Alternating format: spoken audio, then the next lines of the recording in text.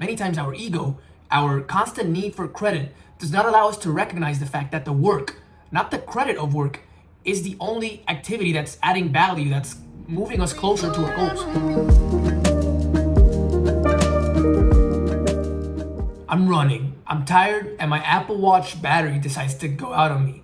Now, if you run, you know how frustrating this is, right? It means I don't have the data to support the fact that I'm about to do a 50-mile run, so what's the point? Similarly, when I was a senior in high school, I repeatedly kept asking myself, why the hell am I bothering so much with these SAT preps and getting A's on all these tests if I was just informed that I will unwillingly have to go to this low-tier college anyways? What's the point? Exactly, what is the point? Are you doing this for the credentials? Are you doing this for the external validation? Or are you doing this for the sake of training for your upcoming marathon? Are you doing this to essentially get prepared for life, for the things that actually matter? Because if you do care about your goals, about the performance, the things that actually matter, then you have to realize that it's not the credit of doing things, it's the doing things that's actually driving the results. Because it wasn't the running stats that was training me for my marathon. It was the action of running.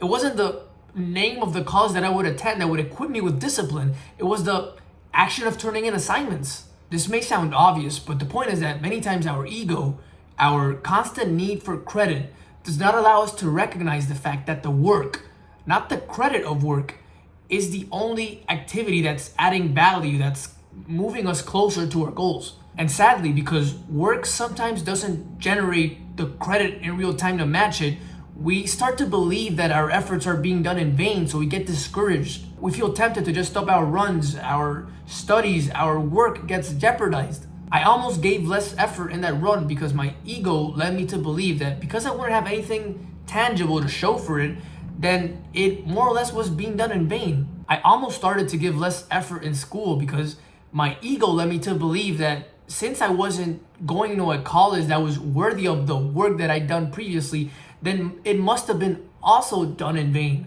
But I learned that there is no such thing as working in vain. There is no work that goes unpaid. In fact, I was being paid in real time every single second that I spent running and studying. It's just that the payment method was different than what I thought it would be.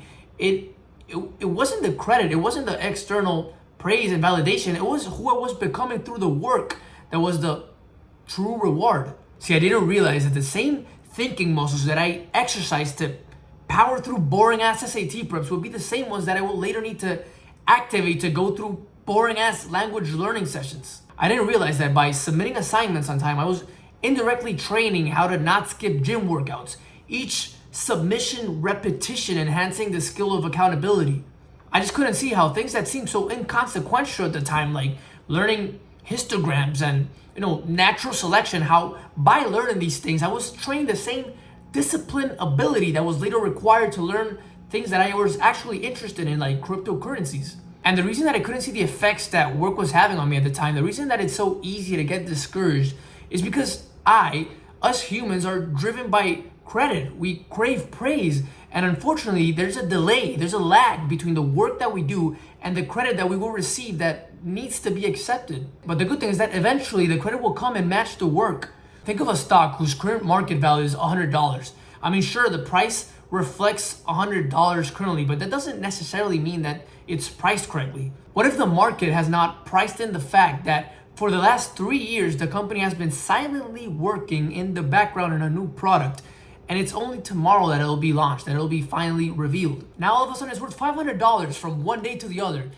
Not really. I mean, it's not that the company's worth skyrocketed from $100 to $500 in 24 hours. It's that finally, after 3 years, there is no discrepancy between the credit and the work that was inputted. It's finally balanced out. But it probably wasn't easy, right? Imagine the suffering of the underappreciated stock having to swallow its pride for the last 3 years, living with that $100 price tag, knowing that they were worth way more. We similarly need to remain patient and trust that eventually our actions will speak for themselves. Eventually, the market recognized the work that was done in the background and paid the corresponding credit to the stock.